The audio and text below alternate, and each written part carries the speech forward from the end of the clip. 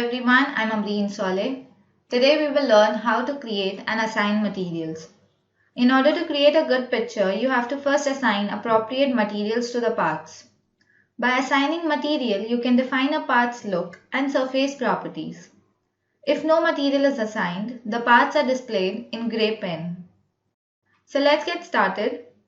I have created a little scene containing some standard objects.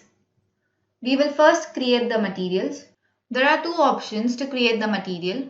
First, go to Attributes, Material, and the second is go to the material icon in icon bar.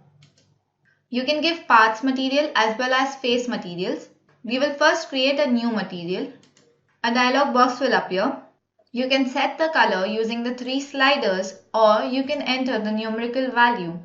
With the help of the fourth slider, you can adjust the brightness of your color. Alternatively, you can also load the color from another material. Once the material is set, you can also see the material color in the preview area. I will adjust the color. Here you need to define the name for your color. You can then save the material. For the next material, you will select New. Here I can again adjust the sliders to create a new material. We will then go to Surface Attributes. The first four sliders are related to each other.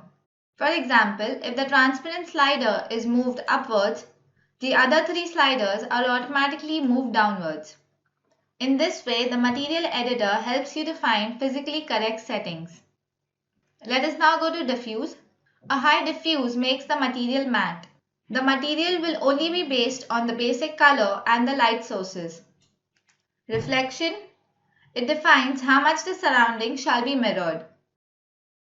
The higher the reflection, the lighter the color. I will define the name for the material. Save. It will automatically get saved in the previous file. Let us create a new material. Go to New. Adjust the material sliders. In Surface Attributes, we will go to Transparency. This slider will define the transparency of the material. We will then define the name for the material. Save. Let us create a new material for Luminance. Go to New. Adjust the color slider. Go to Surface Attributes. Luminance. This slider defines whether the material shall be calculated brighter than normal. For example, luminance is useful for ceilings which is too dark in a room. Define the name for the material and save. Create a new material.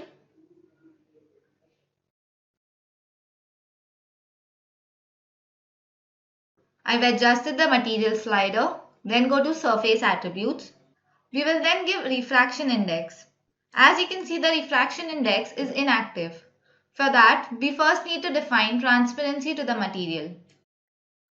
Refraction, it defines how much light ray shall be fractioned when getting into another material. Define the name for the material and then save. Again create a new material. Here we will define texture. Just stick to the texture box. You can choose the texture you want to assign. For the projection of the texture, we will select Flat Surface. Mostly the textures are placed flat on the part, or you can use sphere or cylinder. You can tick on Roughness and then choose the same texture again. Roughness will create a bump or give height to the texture. For example, for this wood texture, it will highlight the grain by giving height to the grain texture. You can adjust the roughness using this slider.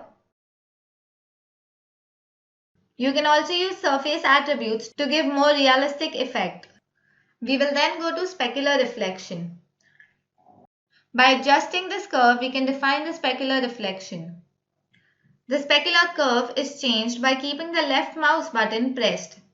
The curve follows the movement of your mouse as long as you hold the left mouse button. We will adjust the curve and you can see the effect in the preview box. This button sets the specular reflection to 0. No light reflection will be displayed. There are few more options which will help us in creating better textures or materials. Cast shadows. This will help us to decide whether the assigned texture shall cast shadows or not. Receive shadows. This will help us to decide whether the assigned texture should receive shadow or no. Add color. You can add a color to your textured file. Repeat.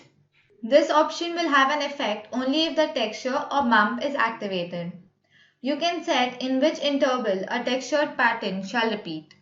Define a name for the file and save it. Once the material are created, click on OK. We have created our material files. Let us now apply the material. Go to Assign. Select the part you want to apply the material. There's a shortcut key for the material function, that is press Shift plus M, and the material function gets active. I will select the part, enter, choose the folder in which your material files are saved. Material files are displayed as spheres in front of a chessboard background. This gives you the idea of how the selected material will actually look. I will click on the material. Our material is applied. Let us now apply the face material. Go to the face material. Select the face you want to apply your material to. Enter and select the texture on the material file with the left mouse button. So that's how, using the similar way, I will apply my other materials and textures.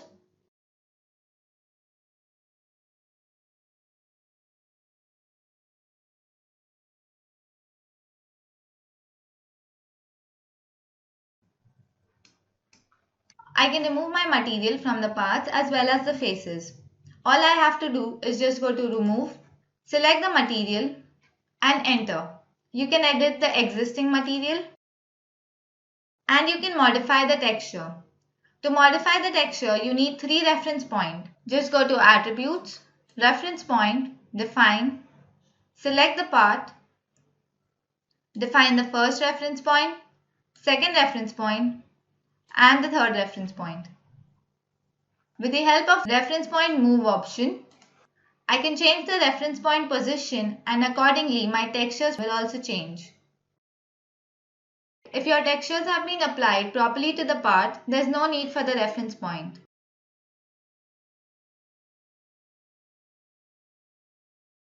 So that's how you can easily create your own material files and assign them to your model. Thank you.